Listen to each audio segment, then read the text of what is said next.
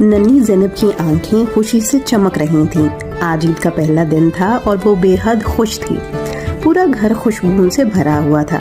कभी शीर खुरमा की मिठास, कभी अतर की महक। ज़ैनब बेचैनी से इंतजार कर रही थी क्योंकि अम्मी ने कहा था कि उसके लिए एक खास तोहफा आया है। वो बेसब्री से इधर उधर दौड़ रही थी और हर लम्हे उस तोहफे के बारे में सोच रही थी। थोड़ी देर के बाद अम्मी ने मुस्कुराते हुए एक सुनहरी कागज में लिपटा हुआ डब्बा ज़ैनब के हाथ में दिया। उसने जल्दी से उसे खोला और खुशी से उसकी आंखें चमकने लगीं। अंदर एक खूबसूरत गुलाबी रंग का फ्रॉक था जिस पर सुनहरी कढ़ाई हुई थी। साथ में चमचमाते सुनहरी जूते, रंग बिरंगी चूड़ियां और एक छोटा सा कोन भी रखा था। ज़ैनब की खुशी की कोई हद न रही। वो जल्दी से अम्मी के पास भागी और कहा, अम्मी, मैं फौरन ये सब पहनना चाहती हूँ।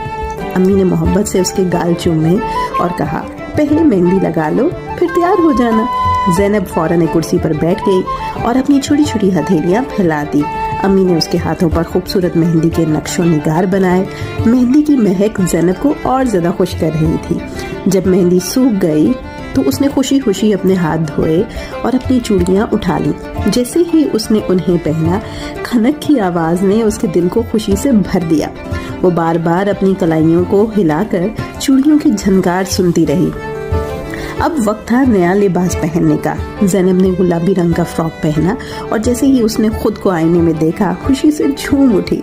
सुनहरी जूते पहनकर वो आईने के सामने घूमने लगी। उसके चेहरे पर चमकती खुशी सबको महसूस हो रही थी। जब वो पूरी तरह तैयार हो गई तो दौड़ती हुई अम्मी के पास आई और बोली, अम्मी, मैं कैसी लग रही हूँ? अम्मी ने मोहब्बत से कहा, माशाअल्लाह, तुम तो किसी शहजादी से कम नहीं लग रही। ज़ैनब ने खुश होकर अम्मी को गले लगा लिया। फिर वो बाहर निकली जहाँ सब उसका इंतजार कर रहे थे। उसने सबको ईद मुबारक कहा, ईदी जमा की और मज़ेदार मिठाइयाँ खाने में मसरूफ़ हो गई। आज की ईद उसके लिए सबसे हसीन थी क्योंकि उसे वो सब कुछ मिला था जो उसे सबसे ज़्यादा पसंद था। चूड़ियाँ, नए कपड़े, जूते, मेहंदी और सबसे बढ़कर अपनी पसंदीदा मिठाइयाँ। इस कहानी से हमें ये सबक मिलता है कि खुशियाँ बांटने और छोटी छोटी नेमतों में खुश रहने से जिंदगी खूबसूरत बन जाती है। ईद सिर्फ नए कपड़ों और तोहफों का नाम नहीं है, बल्कि अपने प्यारों के साथ खुशियाँ मनाने और शुक्रगुजारी का जज्बा रखने का एक मौका भी है।